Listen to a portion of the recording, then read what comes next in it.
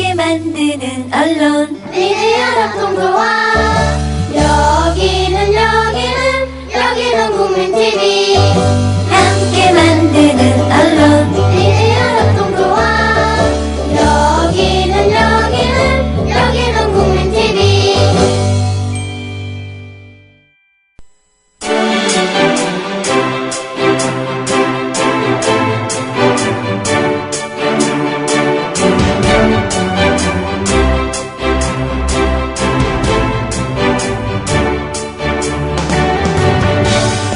물뚝심송의 Not Today.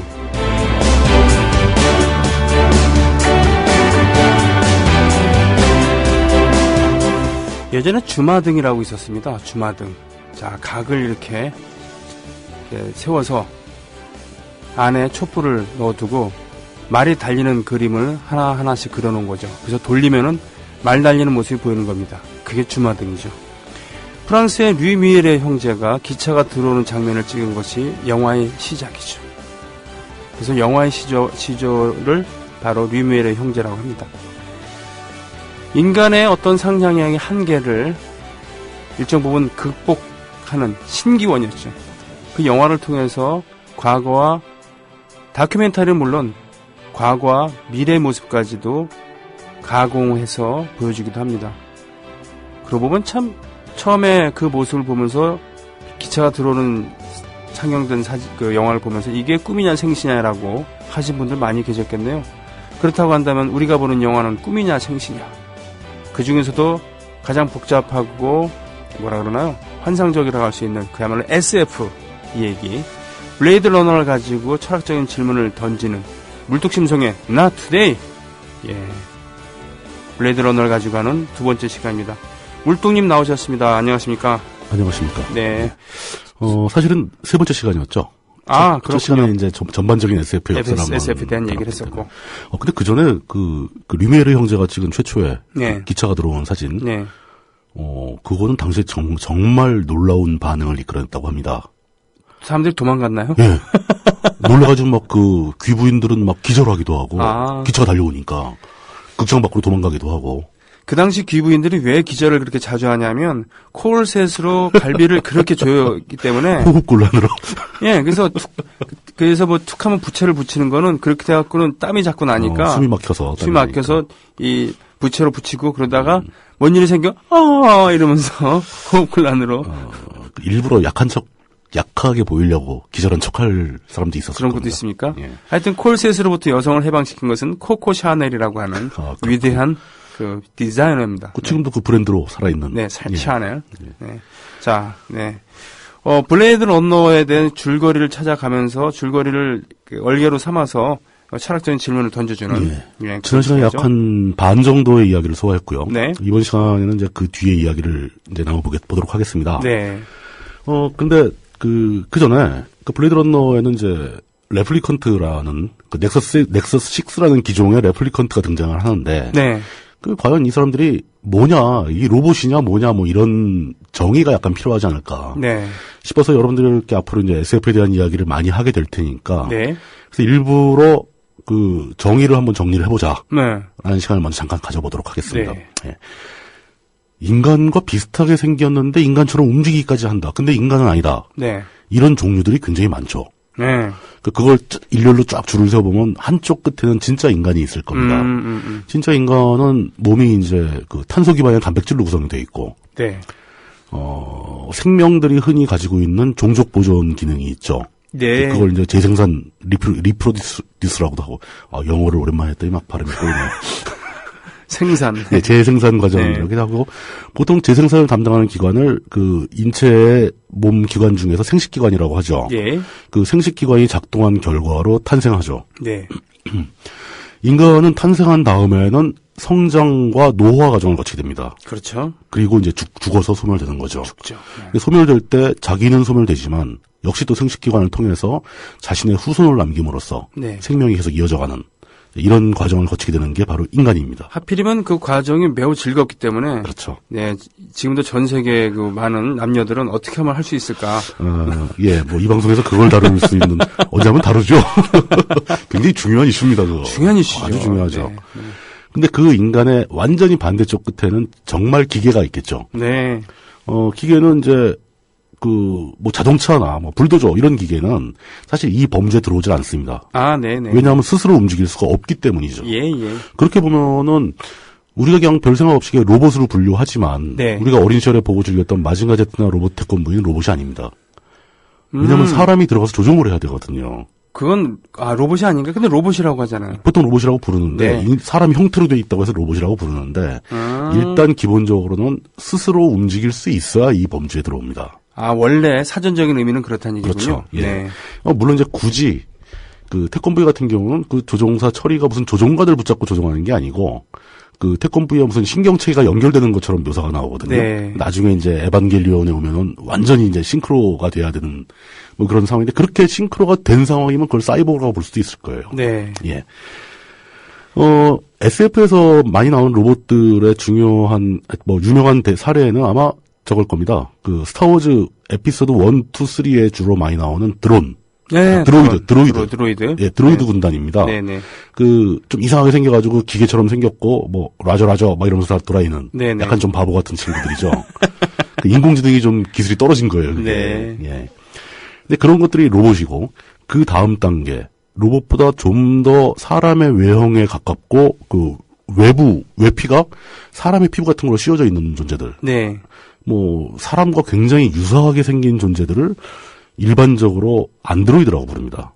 안드로이드. 예, 네. 요즘에 스마트폰 OS로 더 유명하죠. 네. 구글에서 만든. 네. 근데 이 안드로이드라는 명칭은 굉장히 역사가 깊습니다. 이게 1200년대부터 이 이름이 사용됐어요. 그래요? 엄청나네요. 예. 그때 나온 어떤 작품에서 이 사람 형태로 되어 있고 사람처럼 움직이지만 사실은 사람이 만든 기계인 이런 개념이 나오는데 그걸 안드로이드라고 하고요. 12세기에 엄청나네. 그렇죠. 13세기죠. 그러니까 1200년대. 예. 르네상스의 막 갈흥기 정도. 그렇죠. 네. 예. 또 안드로이드에서 파생된 말은 가이노이드 또는 페미노이드 이런 게 있습니다. 네. 안드로이드의 여성 버전이죠. 아하. 근데 요즘에는 그냥 다 통합해서 다 안드로이드라고 부릅니다. 네. 외모가 여성처럼 생긴 건 말건. 네. 안드로이드의 대표적인 사례는 굉장히 히트를 했던 터미네이터. 터미네이터. 이게 바로 안드로이드죠. 아. 정말 사람처럼 생겼지만, 네. 알고 보면 인공지능에 의해서 움직이는 로봇이죠. 예.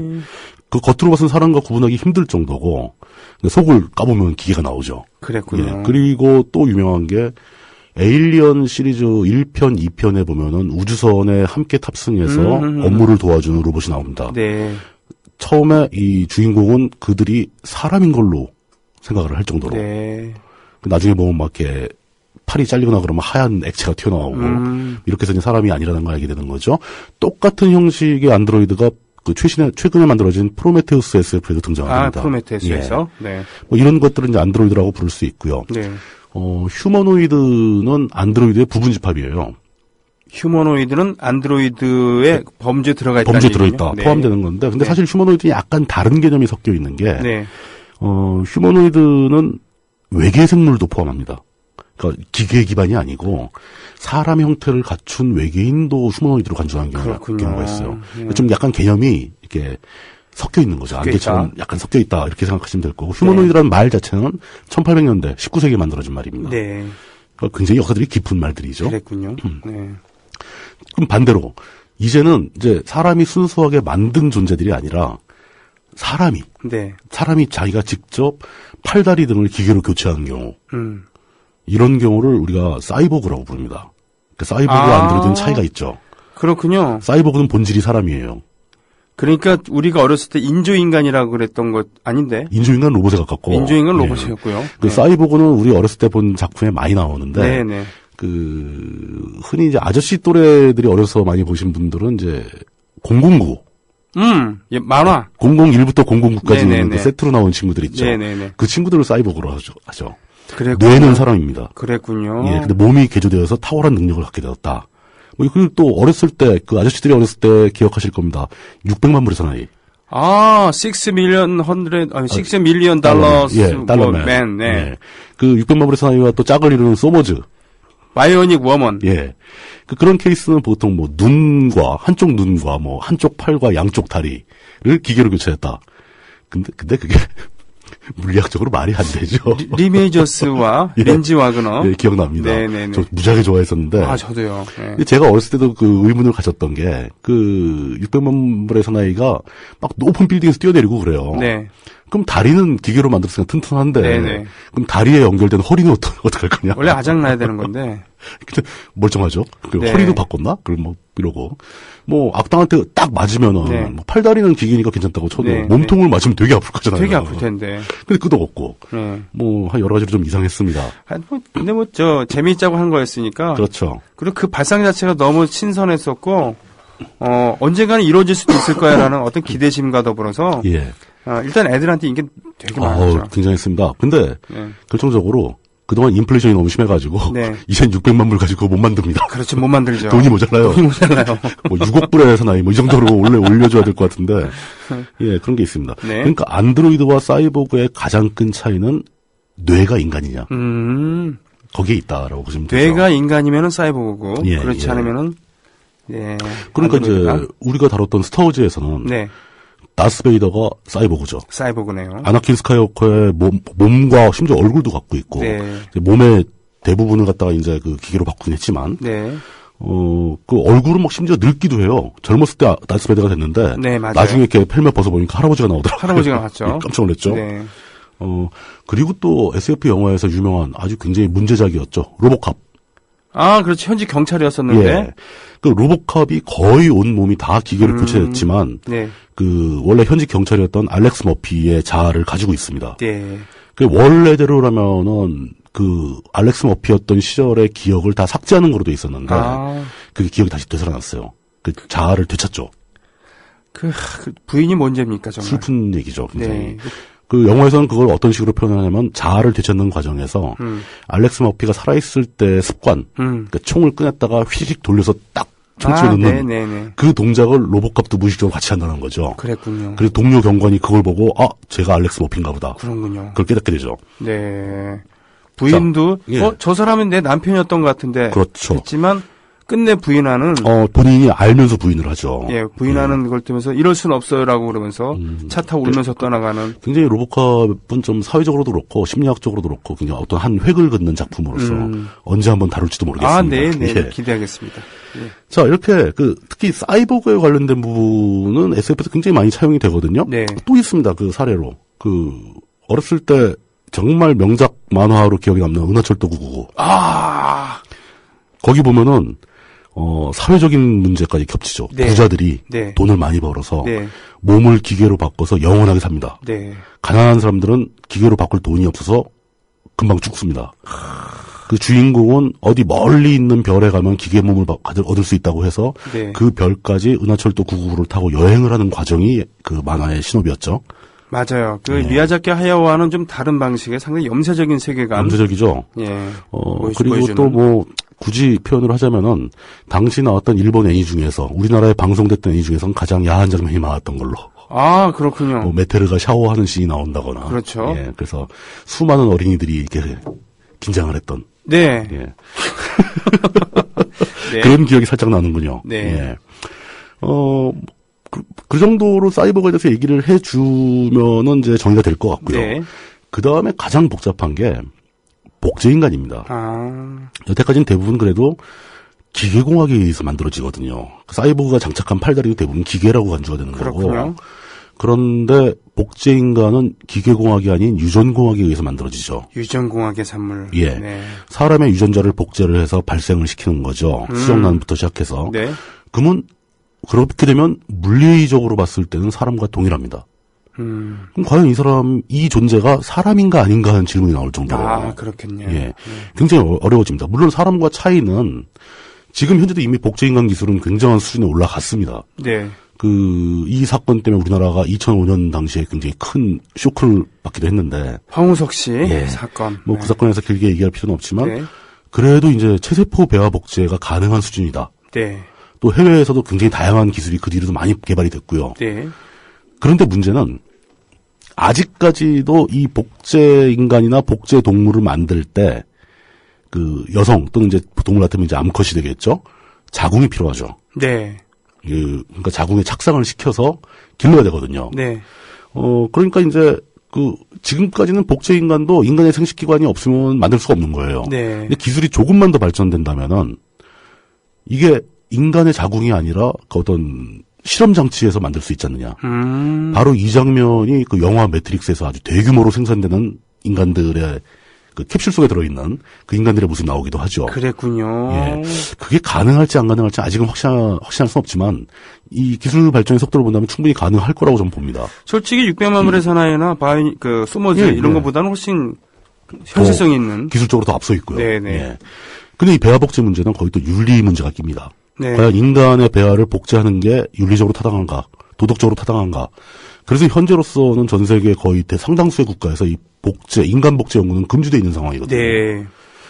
그 금지된 룰을 피해서 이제 그 우회해서 연구하는 사람들이 많이 있긴 한데, 근데 결국은 또 똑같이 그 배아를 복제했더라도 인간의 자궁에 착상을 시켜서 태어났다면 사람과 차이가 거의 없을 거예요. 그러게 말입니다. 네, 근데 진짜 실험실에서 길러냈다면은 이 존재와 사람과의 차이는 자라나는 과정만 다른 거거든요. 정말 애매해집니다. 그렇게 해서 만약에 아이가 돼갖고 커간다 그러면은 더 복잡해지겠지만. 예. 성인으로. 성체를 확 길러내버렸다. 길러내버렸다. 네, 그럼 더 골치 아파지는 거죠. 그러니까 더 골치 아파지네. 이 장면이 어디 나오냐면, 스타워즈 에피소드 2, 3에서 나오는, 클론 트루퍼입니다. 클론 트루퍼. 스톰 트루퍼가 요즘에 유행하는 하얀색 병사들 말고, 네네. 그 전에, 클론 트루퍼가 나오거든요. 클론 군단이 나오는데, 클론 군단은, 보바펫이라는 한 명의 우수한 유전자를 네네. 다 복제를 해서 수십만 명을 생산한 거예요. 예. 걔들은 빠른 시간 내에 막 길러내거든요. 예.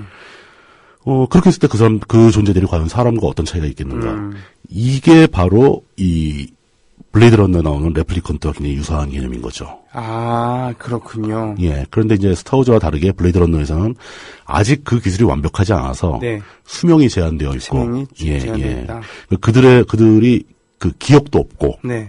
기억이 없지만 사고력은 있기 때문에 금방 이제 뭘 배우긴 배우겠죠. 배우고. 예. 그러다 이제 겨우 기억을 주입할 수 있는 단계까지 온 게 바로 블레이드 런너의 레플리컨트들인 거죠. 그렇군요. 이렇게 분류해서 보신다면은 이 블레이드 런너의 레플리컨트가 어떤 존재인지 조금 더 이해하실 수 있을 것 같습니다. 네.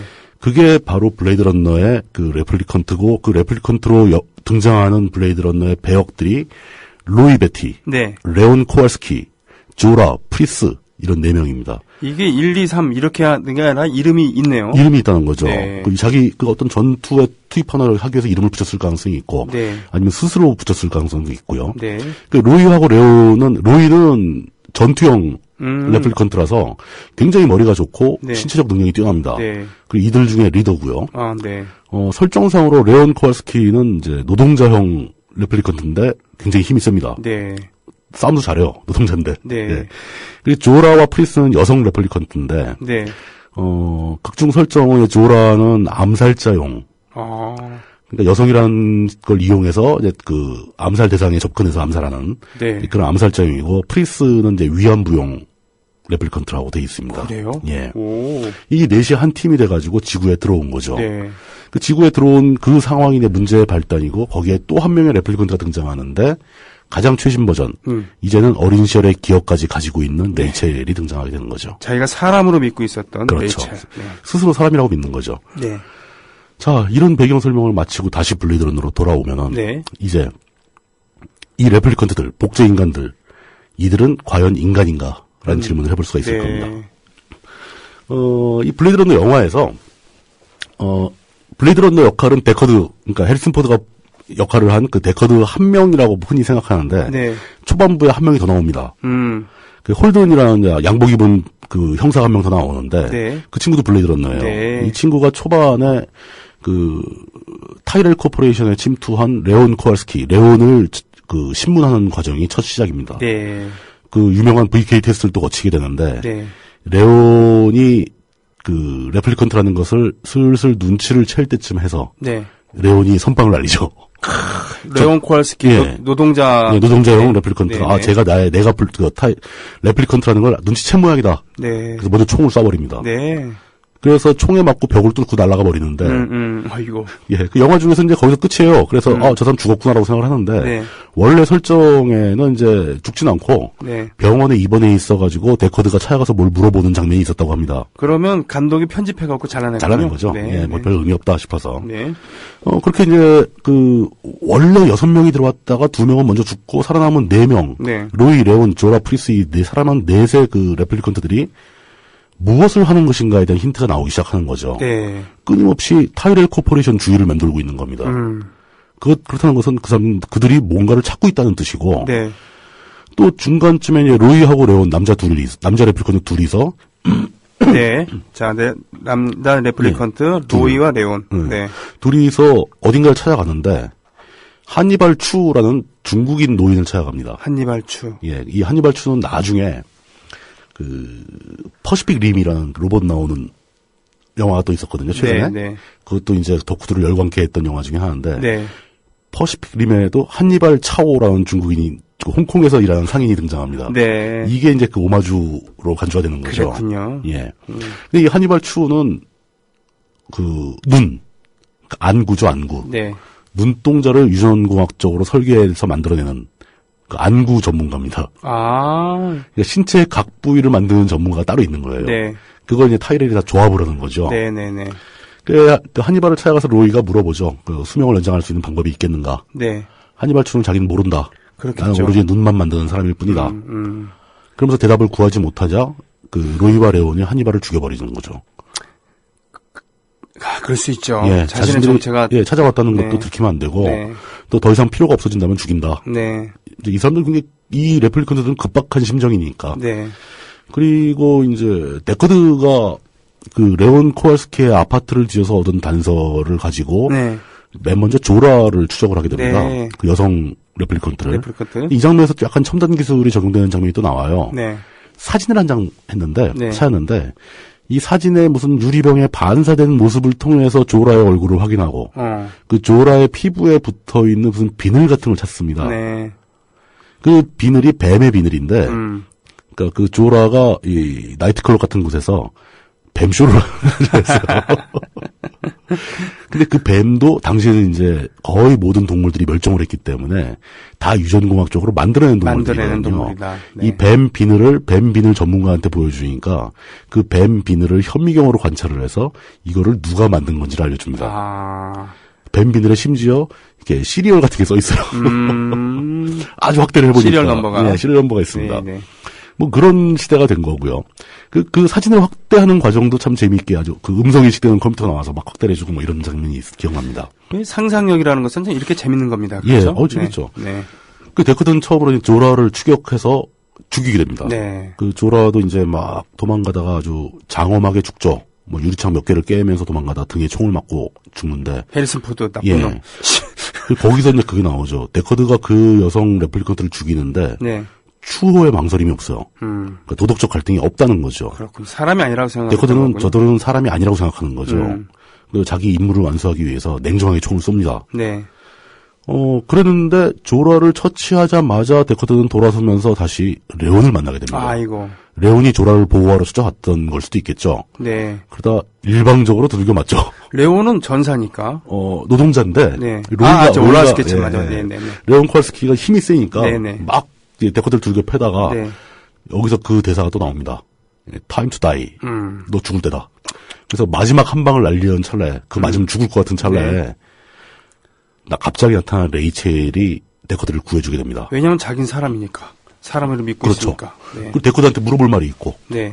그러니까 이제, 이런 식으로 레온도 레이첼에 의해서 은퇴를 당하게 되는 거죠. 여기서 이제 레플리컨트들이 죽는 것, 이것을 은퇴라고 사람들은 설정을 했다는 얘기죠. 영화 네네. 처음 장면에 딱 나오는 내용. 네. 그리고 이제 또 한 명의 여성 레플리컨트였던 프리스는. 위안용. 예. 또 다른 유전자 설계자를 찾아가게 되는데. 네. J.F. 세바스찬이라고 굉장히 중요한 배역입니다. 이 세바스찬은 사실 자기를 찾아온 그 프리스와 로이가. 네. 레온은 아까 레이첼한테 죽었고 이제 네. 프리스와 로이 둘 남았는데 네. 프리스와 로이가 레플리컨트라는 걸 눈치를 챕니다. 채는데 이들에게 협조해요. 사람인데도. 왜요? 그게 왜 그러냐면 세바스찬 본인이 병이 있는데, 그러니까 노화가 빨리 진행되는 병. 그 있죠. 조로증. 예, 조로증이라고 하는 건 외모가 지금 20대인데 거의 할아버지처럼 막 주름이 잡히고 그랬거든요. 그렇죠. 그 세바스찬은 그 병 때문에 외계로 진출하는 것을 포기했어요. 제한에 걸린 거죠. 그랬군요. 그리고 자신에게 주어진 시간이 길지 않다. 어떤 시간 제한이 걸려 있다는 점에서 동질감을 느낍니다. 그렇기 때문에 이들이 리플리컨트들의 미션이 완수가 되면 자기도 살아날 가능성이 있으니까. 그럴 수도 있고 네네. 어떤 묘한 동질감을 느끼는 거죠. 제프 세바스찬의 집에 가보면은 유전자 설계자라서 이 친구가 적절히 설계해서 뭐 만드는 여러 가지 생물들이 왔다 갔다 합니다. 기괴한 기계들이 아주 재밌죠. 단순한 생물들이 막 움직이죠. 뭐 그러면서 이 친구는 그 자기가 유전자를 설계해서 만들어낸 존재들이 과연 사람과 크게 다르지 않다. 라고 생각하는 것처럼 보입니다. 그래서 로이한테 최대한 협조를 하게 되죠. 그러면서도 로이를 약간 무서워합니다. 로이가 힘이 세고 이제 잘 싸우니까. 사실 세바스찬이 이들을 결정적으로 무엇을 도와주냐면은 로이를 데리고 가서 그 타이렐 회장을 만나게 해줘요. 타이렐 회장을 만나게 해주는 그 방법이 세바스찬도 천재거든요. 타이렐 회장 천재고 타이렐 회장의 체스 상대였던 거예요. 한밤중에 찾아가서 내가 다음에 같이 체스를 오랜 시간 동안 도와왔던 거죠. 다음 수를 생각해왔다. 라고 하는데 그 타이렐 회장이 이렇게 밤중에 찾아오니까 깜짝 놀라서 보다가 그 다음 수를 딱 불러주니까 보고 깜짝 놀라서 들어오라고 합니다. 너무 좋은 수를 줬거든요. 근데 그 수 자체가 세바스찬이 아니고 로이가 생각해낸 수였어요. 대단하군요. 타이렐 회장보다도 체스를 더 잘한다는 거죠. 그렇군요. 지능이 더 뛰어나다. 자신의 창조주인데. 예, 창조주인데. 이 과정에서 또 이제 그 제작 후기를 뒤져보면은. 그들이 두고 있는 체스판 장면이 잠깐 나오거든요. 근데 그게 굉장히 유명한 체스였습니다. 뭐냐면, 그렇군요. 무슨 몇 회 때 챔피언전에서 나왔던 체스예요. 그걸 그대로 갖다 사용을 한 거죠. 그랬군요. 그 정도로 디테일에 굉장히 신경을 많이 썼다는 우리 뭐 얘기죠. 동양에서는 바둑이 그쵸? 유명하지만 서양은 체스니까. 뭐 비교하자면 뭐 이창호가 중국의 네이빙? 그분하고 두는 몇 번째 뒀던 바둑을 모델로 썼다. 뭐 이런 표현인 거죠.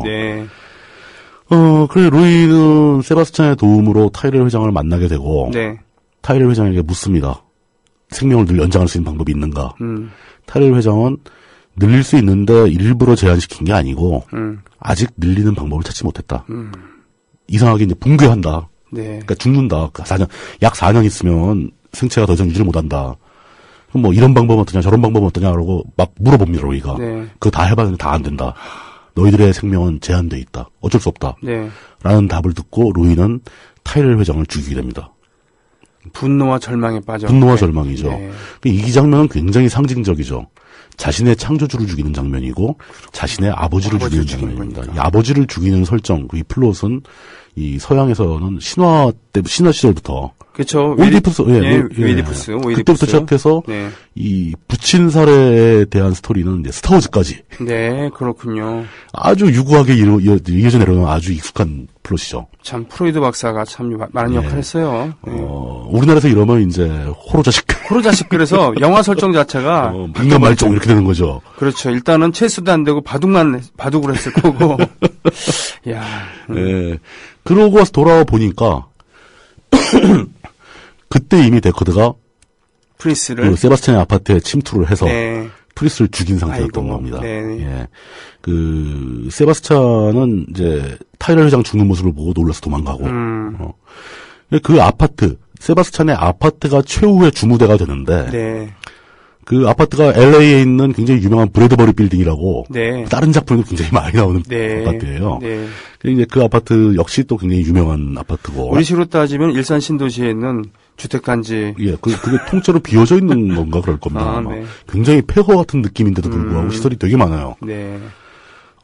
데커드가 프리스 마지막 남은 여성 레플리컨트를 죽이는 장면에서도 그 굉장히 기괴한 비주얼을 연출하면서 그 프리스가 살고자 하는 욕망을 강하게 표시해 줍니다. 기계 몸이기 때문에 기계 몸이 아니지만 만들어진 몸이긴 하지만 그리고 일반 인체에 비해서 훨씬 더 강력한 동작을 보여주는데 데커드의 총에 맞고 죽어가는데 이렇게 막 경련을 일으키는 정도가 아니라 이렇게 펄떡펄떡 뛸 정도로 막 그런 설정을 보여주고 근데 최후로 이제 프리스까지 죽은 걸 발견한 로이는 아주 분노에 빠졌겠죠. 네. 분노에 빠지면서 로이와 데커드의 1대1 대결이 시작됐는데 네. 대결이 아니고 일방적으로 데커드가 도망가고 로이가 쫓아오는 설정입니다. 예, 한번 당해봤으니까. 네, 그리고 체력이 비교가 안 되고 네. 이 힘이 비교가 안 되고 또 로이 데커드는 유일하게 그 총 하나 믿고 하는 건데 네. 그 총도 뺏기고 예. 로이가 마치 고양이가 쥐를 가지고 놀듯이 데커드를 놀리는 분위기가 연출되는 거죠. 너도 한번 죽어볼 테냐. 아니, 저는 영화 보면은 그럴 예. 때마다 그냥 죽여버리지 왜 그때 안 죽여서 화를 자초하나. 이런 안타까울 때가 많아요. 근데 문제는 이때 이미 네. 로이는 로이 자신에게 주어진 수명이 끝나가고 있다는 것을 압니다. 난 좀 있으면 죽는다. 4년이 됐군요. 예, 4년이 다 된 거죠, 벌써. 네. 그리고 심지어 데커드를 쫓아가던 과정에 로이가 혼자 이렇게 쭈그리고 앉아서 이 손 근육의 경련이 오기 시작해요. 그러니까 벌써 이제 작동이 멈출 때가 되는 거죠. 그래서 아직 안 된다 하면서 벽에서 못을 뽑아가지고 네. 그 못으로 자기 손을 찔러요. 그러니까 근육에 충격을 줘가지고 네. 근육을 좀 더 유지하려고. 네. 이게 그냥 상식적인 설정으로는 이제 쥐가 났을 때 핀으로 찔러서 약간 피를 그렇죠. 내면서 쥐를 네. 푸는 이런 것도 네, 있긴 네. 한데, 어떤 평론가는 이 장면을 예수에 대한 비유다. 그렇게 해석할 수도 라고 있겠네요. 해석하는 사람도 있습니다. 네. 스스로 손바닥에 못을 찌르는 장면을 보고. 날카로운 것들은 여러 가지가 있는데 하필이면 그렇죠. 못으로 했을까라고 그러니까요. 했을 때. 예. 네. 그러면서 자기한테 남은 시간이 거의 바닥을 보인다는 걸 알면서 저는 그 장면에서 네. 로이가 데커드를 죽이고 싶은 마음은 없다. 라고 느꼈어요. 그렇군요. 쟤는 안 죽일 것이다. 네. 근데 과연 빌딩 꼭대기에서 막 서로 싸우다가 데커드가 빌딩 아래로 떨어질 위기에 떨어지려고 빠져 이게? 있는데 네. 그 위에서 로이가 내려다보면서 아주 멋진 대사를 하나 하게 됩니다. 공포 속에서 살아간다는 것을 겪어보니 기분이 어떠냐? 저기 왜 저런 얘기를 하느냐? 자기도 공포 속에 살아왔다. 사실 공포 속에 살아왔죠. 시간이 얼마 안 남았고 죽음의 공포 속에 살아왔으니까. 네. 근데 바로 이어지는 질문이 설명이 네. 그게 바로 노예의 일생이다. 공포 속에서 살아간다는 것 겪어보니 어. 어때? 그게 바로 노예의 일생이야. Quiet an experience to live in fear, isn't it? That's what it is to be a slave. 그렇죠. 이렇게. 예. 그러니까 이 로이는 자신이 만들어진 레플리컨트라는 걸 정확하게 인식하고 있고요. 그래서 자신이 어린 시절의 기억이 없다는 것도 인식하고 있고 그렇지만 자신이 살아온 몇 년 안 되는 짧은 시간 동안 겪었던 강렬한 기억들을 소중하게 간직하고 있고 네. 그러면서도 자신을 만든 인간들을 위해서 그들 대신 위험하고 힘든 일에 복무했어야 하는 자신의 처지가 노예와 같다는 것도 인식하고 있는 겁니다. 대단히 지적인. 예. 네. 저는 이렇게 생각을 합니다. 노예가 자신이 노예임을 인식하면 그 순간은 그 사람은 벌써 이미 노예가 아닌 거예요. 비극이죠. 예. 네, 노예 비극입니다. 자기가 노예라는 걸 인식한 사람은 이미 노예의 삶을 포기하거나 노예에서 벗어나기 위해서 노력을 하게 됩니다. 스파르타커스가 그런 경우 똑같은 아니겠습니까? 거죠. 예. 네. 노예로 평생을 살아가는 사람은 자신이 노예라는 걸 인식을 하지 못합니다. 또는 거부합니다. 만적이 그랬고 예. 스파르타커스가 그랬고 보통 이쯤에 노래 한 곡을 듣습니다만 오늘은 할 얘기가 많네요. 좀 분량이 많아서. 음악은 그럼 중간 음악은 예. 그러면서 떨어져 죽을 뻔한 데커드를 잡아 끌어올려서 살려주죠. 네. 살려주고 나서 우리가 처음 이야기 시작할 때 나왔던 그 네. 시를 읊는 겁니다. 그리고 죽어가죠. 그리고 네. 스스로 죽어갑니다. 네. 굉장히 이게 상징적인 시퀀스고요. 네. 이 부분에서 수도 없이 많은 평론가가 각자 원하는 대로 온갖 해석을 다 내놓습니다. 네. 물론 제가 드리는 말씀도 그 수도 없이 많은 해석 중에 하나에 불과한 거예요. 네. 저는 이것을 관통하는 질문은 과연 누가 인간이냐? 라는 질문이라고 합니다. 누가 인간이냐? 물론 설정상은 간단합니다. 블레이드 러너 데커드가 인간이고 네. 로이, 레온, 조라, 프리스는 복제 인간일 뿐입니다. 네. 명확한 설정이에요. 이걸 혼동시키지 않습니다. 네. 데커드를 사랑하게 된 레이첼은 복제 인간이고 네. 레이첼을 만들고 기업까지 주입해준 타이럴 회장은 인간이에요. 인간이에요. 예. 그런데 한 발 물러서서 다시 보자는 거죠. 네. 약간의 사회적인 해석이 가능합니다. 이 모든 사건의 배경이 되는 도시 자체가 LA예요. LA. LA. 네. LA라는 점이 굉장히 의미심장하게 다가오더군요. 그렇습니까? LA는 완전히 사막에 만든 도시잖아요. 사막 위에. 그렇죠. 라스베이거스만큼 라스베이거스. 그 황량한 사막 위에 네. 그 버려진 벌판 위에 수많은 외국인 노동자들의 피와 땀으로 만들어낸 도시입니다. 네. 정말 짧은 시간 내에 신기루처럼 생겨났어요. 그러게요. 그 서부에 있는 많은 도시들이 그렇죠. 그런 식으로 생겨났죠. 어떤 도시가 이제 급하게 생겨난 거잖아요. LA, 라스베가스 등등등. 그거 그 LA에 있는 높은 그 빌딩들을 만드는 얼마나 많은 그 외국인 노동자가 투입됐을 것이며 거기에 투입되었던 중국인이나 멕시칸 노동자들의 입장이 블레이드 러너에 등장하는 레플리컨트들의 입장과 다를 게 뭐가 있냐. 위험하고 험한 일에 투입되는 사람들. 시한부 생명이 아니었다라는 거 빼놓고는. 사실 그 사람들은 열악한 환경에 있었기 때문에 오히려 시한부 생명일 수도 있는 거죠. 그렇죠. 안락하게 사는 사람보다 훨씬 이 평균 수명이 짧았을 겁니다. 그리고 사고로 인해서 많이 죽기도 하고요. 위험한 일을 하니까요. 네. 자, 과연 LA는 그들의 도시인지 아니면 호화로운 옷을 입고 큰 차를 타고 다니는 백인들의 것인지 이런 생각이 떠올랐었습니다. 블레이드 러너에 대해서 사회적인 관점에서 해석하는 사람들은 이런 비유를 굉장히 많이 설명을 하죠. 레플리컨트가 과연 우리 사회에서 어떤 계급을 의미하는 거냐. 그리고 뭐 또 그다음에 반대로 또 해석하면 뭐 헐리우드이 추구하는 자본의 천병으로서의 그 영화의 물결, 영화의 흐름. 이거에 반대하는 안티 포스트 모더니즘 영화의 기수가 바로 블레이드 러너다. 대단히 사회적인 그 의미를 부여하는군요. 그런 해석도 충분히 가치가 있죠. 저도 그런 해석 되게 좋아합니다. 그런 평론 많이 읽어봤고요. 또 사회적인 관점이나 자본의 관점에서 이 영화를 분석하는 것에 관심 있으신 분들은 정말 찾아보기 쉽습니다. 아주 깔려 있어요. 수많은 철학자, 비평가, 문화평론가 이런 사람들이 그런 이야기들을 많이 해놨습니다. 예를 들면 프레드릭 제임슨이나 뭐 테리 이글튼 같은 당대 비평가들이 아주 멋진 이야기들을 많이 해놨어요. 근데 솔직히 말해서 읽어보면 좀 머리가 아픕니다. 그러니까 그 포스트 모더니즘에 입각해서 설명하는 경우도 있고 사회학적 관점에서 설명하는 경우도 있고 그러니까 블레이드 러너가 그만큼 의미심장한 영화라는 거죠. 영화사의 한 획을 그을 정도로 그 수많은 철학자들이 관심을 가지고 평론을 쓸 정도였으니까. 자, 그렇다면 좀 더 쉽게 낮춰가지고 한번 질문을 다시 해보죠. 레플리컨트들이 그러니까 예를 들어 로이가 우리한테 또는 데커드한테 당신들하고 우리들하고 과연 둘 중에 누가 더 인간답냐? 라는 질문했다고 가정을 해보자는 거죠.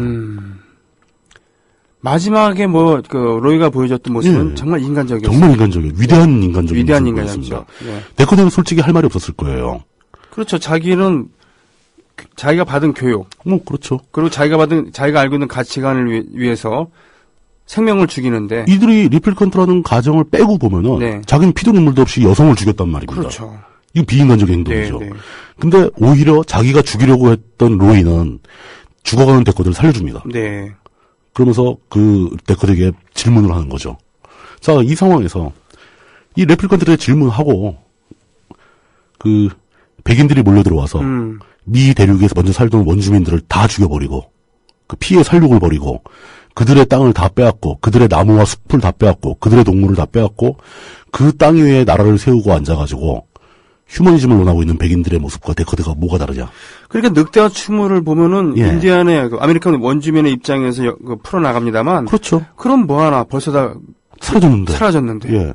할 말이 없는 거예요. 그래놓고서 지들의 왕국을 만들어 놓고서는 그 위에서 휴머니즘을 논하고 포스트 모더니즘을 논하고 있는 거죠. 악어의 눈물이죠. 그렇죠.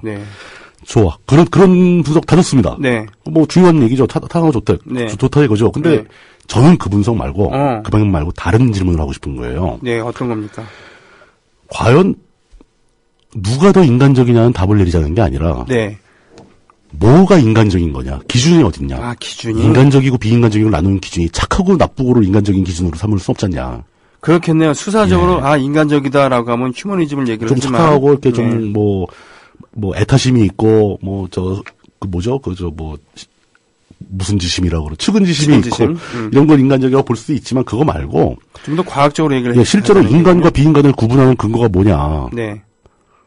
거기서 그 기준이 뭔가를 생각할 때 순간적으로 떠오른 건 사랑이었어요. 데커드와 그 로이를 떠나서 사랑이라는 부분의 얘기를 들어보게 되면 데커드와 레이첼 이야기를 할 수가 있습니다. 데커드보다 레이첼이 먼저 상대를 사랑하기 시작합니다. 데커드를 사랑하기 시작합니다. 레이첼이 사랑을 해줌으로써 데커드가 레이첼을 다시 사랑하게 되는 거죠. 그 피도 눈물도 없는 내연 같은 데커드인데 그 자신이 사랑하는 여인 프리스를 죽여버린 걸 보고 분노의 괴성을 지르고 있는 로이도 있어요.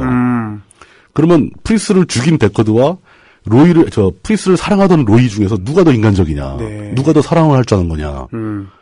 이 인간의 기준이 흔들려 버리는 거죠. 사랑으로 봐도. 이 시점에서는 로이네요. 그렇죠. 당연히 로이가 되는 거죠. 게다가 나중에 또 자기가 사랑하는 레플리컨트 여성을 죽인 데코드를 살려주기까지 한다는 네, 거죠. 예. 그런데 데코드 입장도 할 말은 있어요. 뭐라고? 사실은 그 레플리컨트를 죽이는 게 싫어가지고 네. 블레이드 러너를 그만하고 싶어하는 거죠. 인간성의 본질은 갖고 있다는 그런 거죠. 갈등을 갖고 있다. 그리고 자신을 사랑하는 레이첼을 같이 사랑을 합니다. 네. 레플리컨트임에도 불구하고. 예. 그러니까 역시 데코드 사랑할 줄 아는 인간이죠. 네. 그럼 사랑이라는 개념으로 구분해보니 더 헷갈려지는 겁니다. 원래 사랑이 좀 이렇게 원칙도 없고 규칙도 없고 좀 혼란스러운 감정이잖아요.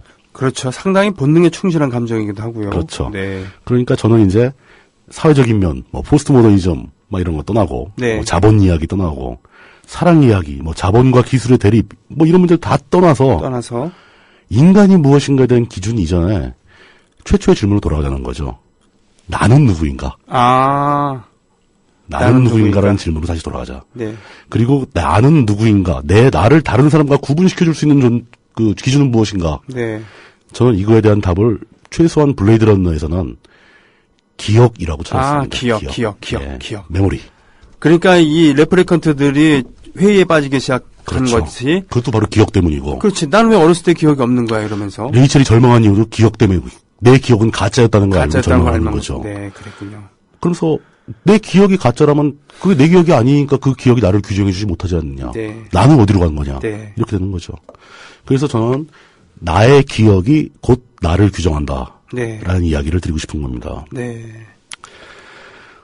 다시 돌아가서 로이랜들은 자신이 기억이 없음을 알고 있잖아요. 알고 있고. 그러니까 얼마나 허무했을까. 네. 라는 생각을 할 수 있죠. 그들은 아직 만들어진 기억이 주입되기 전 모델들입니다. 네. 그러니까 허탈한 모델이었던 거죠.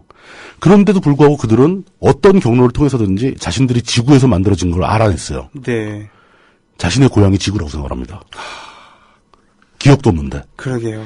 그리고 지구에 가야 자신들의 수명을 늘릴 수 있다라는 것도 알아냅니다. 자신들의 수명이 짧으면 금방 알겠죠. 동료들이 막 죽어가니까. 자, 요건 학습을 통해서. 그렇죠. 학습을 통해서 배운 거죠. 네. 그러면서 그들은 자신의 수명을 늘리고자 노력을 하게 되는데 네.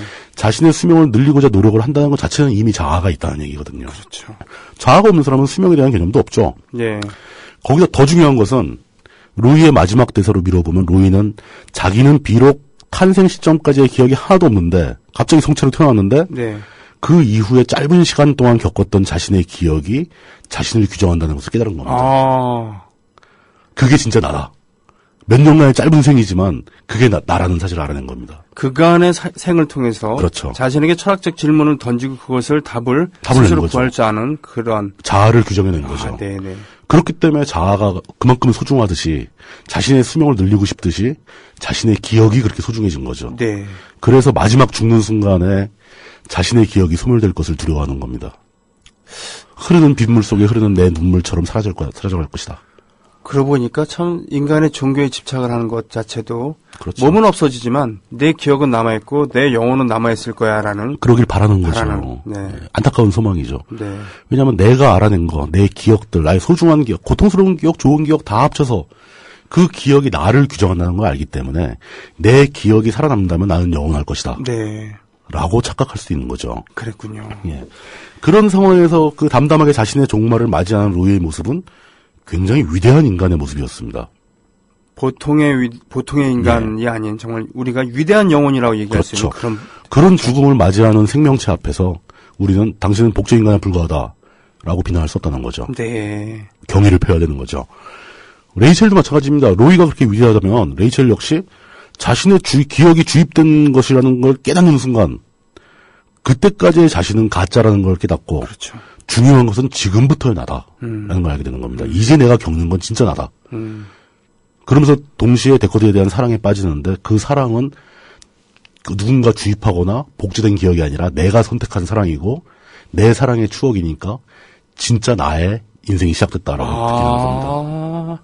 좋게 얘기하면은 그렇게 주입된 기억을 부정하고 새로 시작한 거죠. 예, 사랑을 하게 됨으로써 그때부터 레이첼의 진정한 삶이 시작되었다. 그때 진정한 탄생이 시작된 거죠. 예. 네.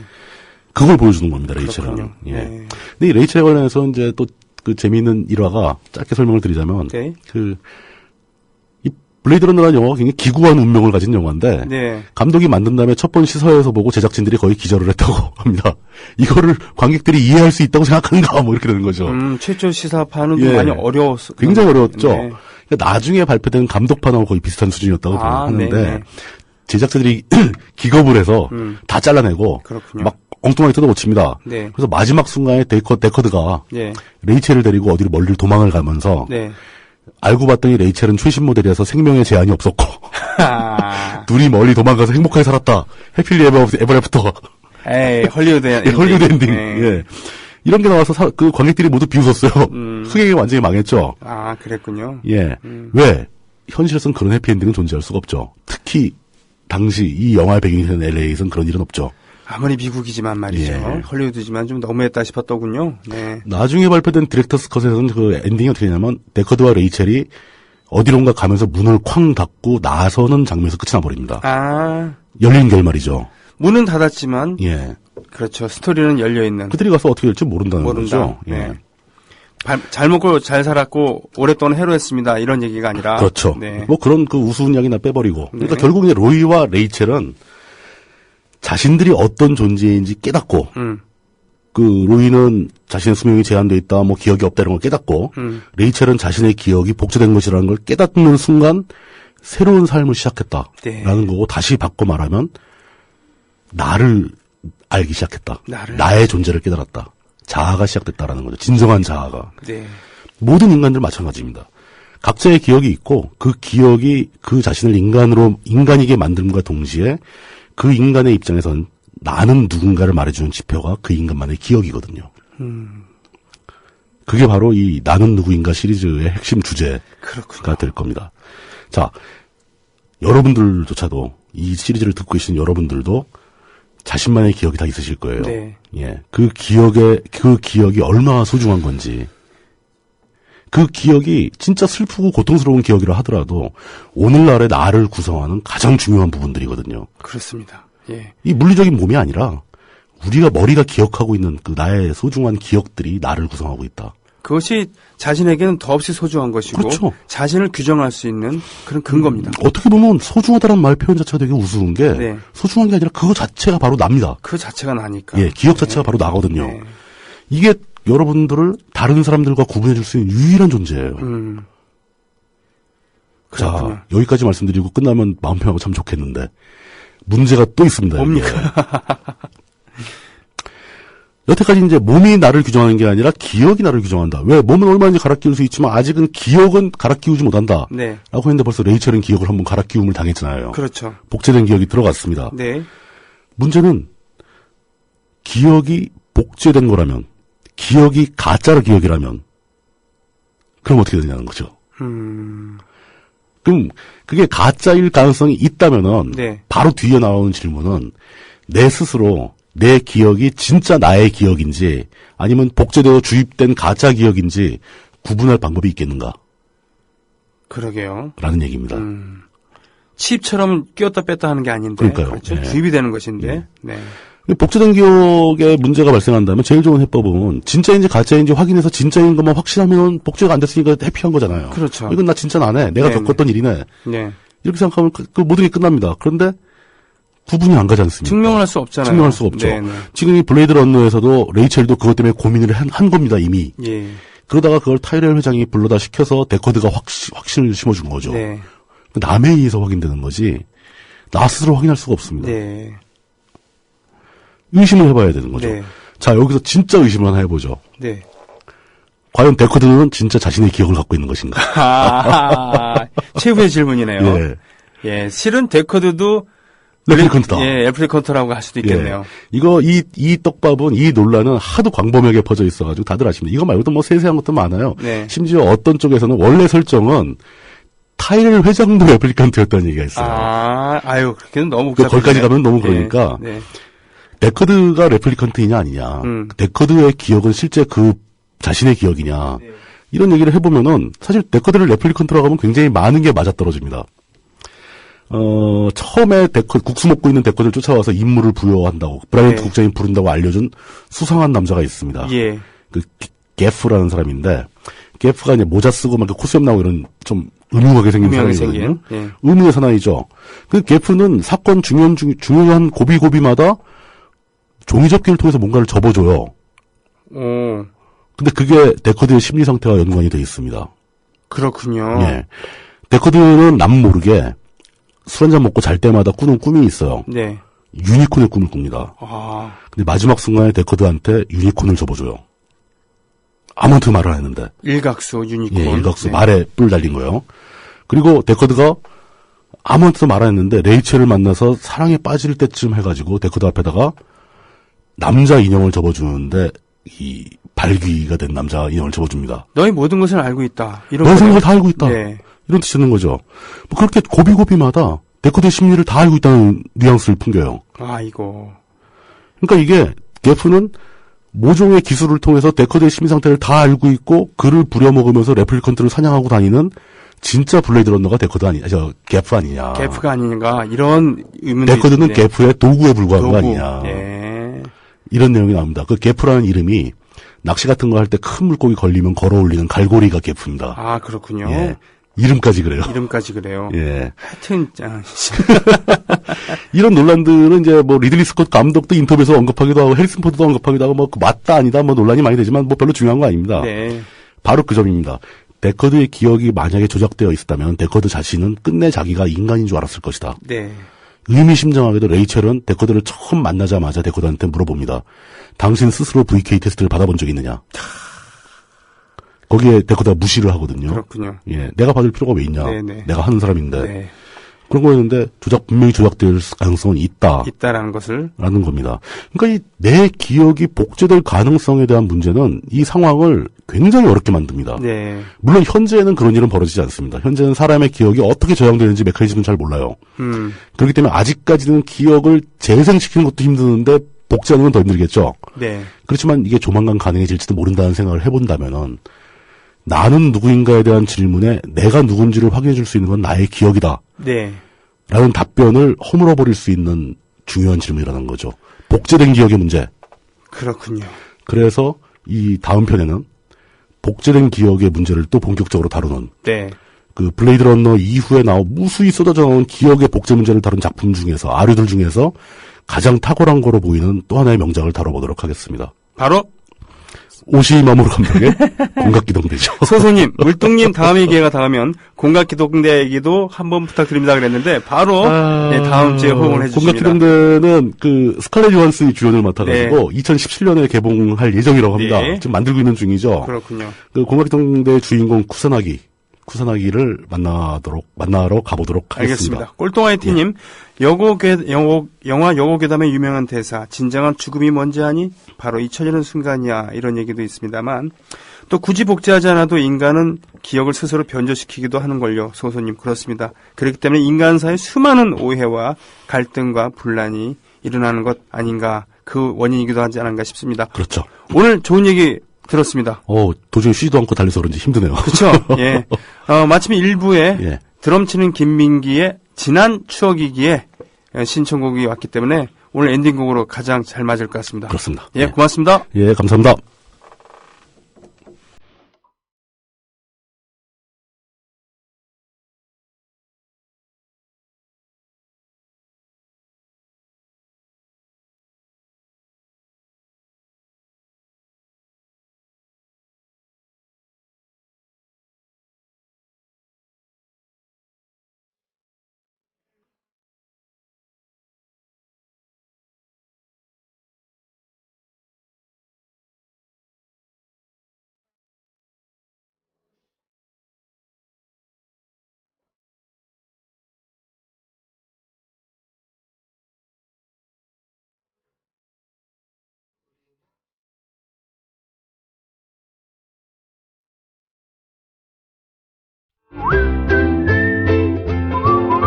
국민라디오 팟캐스트 응원하는 가장 쉬운 방법 아시나요? 다운로드하기, 별점 주기, 댓글 달기, 구독하기. 국민라디오 팟캐스트 널리 알리는 가장 쉬운 방법. 다운로드하기, 별점 주기, 댓글 달기, 구독하기. 기억하세요. 다운로드하기, 별점 주기, 댓글 달기, 구독하기.